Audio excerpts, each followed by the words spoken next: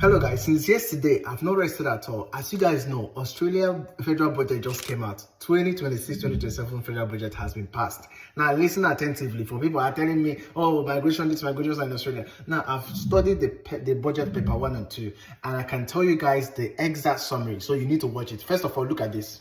Now you see this now that you're looking at, that is for migration summary, part of it. So after studying it, I discovered that there is not much changes. I repeat, there is not much changes compared to the last financial year, which is 2025 and 2026. The only difference is that for this particular financial year is still the net migration level. We're looking at places, at least 185,000 places for migration in this coming financial year.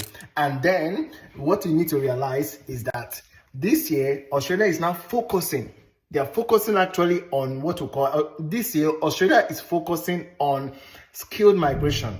So they're telling you guys where Australia is going to, and that has actually been the pace. And now for that skilled migration, Australia is now saying that out of that they are going to be more interested in people that are on temporary visas in Australia, helping them to be able to land into permanent residency and sort of citizenship. Why? Because they believe that will be more cost effective. It's easy because those people are already integrated into the system, and as well as possible, they also believe that these people categorically already understand and they've been working in Australia, so it's easier for them to get into the system and be given those visas. However, this is not a discouragement for those who are actually offshore, because actually there's a lot of places that are meant for offshore in that 185,000 places.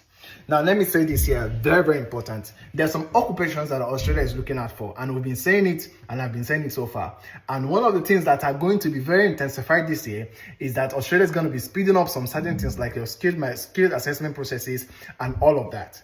And of course, there might be a little bit of reshaping in the point system in Australia, because that's how Australia does its processes when it comes to skilled migration. If you follow my videos, you will know what I'm talking about. If you know, you know.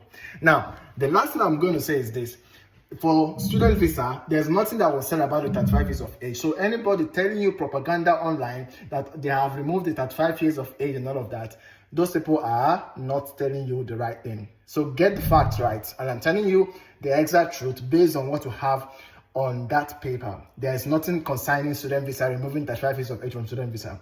I hope that makes sense. And then let me say this here. Now you see the focus. If you are in the construction sector, plumber, tiler, you are into construction, bricklayer and all of that, and then you are an engineer, civil engineer, chemical engineer, engineering, really important to look into what I'm talking about. If you're in healthcare, also look into it. And also if you're in the financial industry and tech, also look into what is happening in Australia, because by the time the new financial year starts, which is starting by the 1st of July this year, a lot of things will be done with the updated migration shortage list, which is the skilled occupation list, which is very important. So with these few details, you can see that there is not much changes apart from the fact that Australia might be focusing more on those that are onshore, but that doesn't mean that if you're offshore that you won't have an advantage here as well.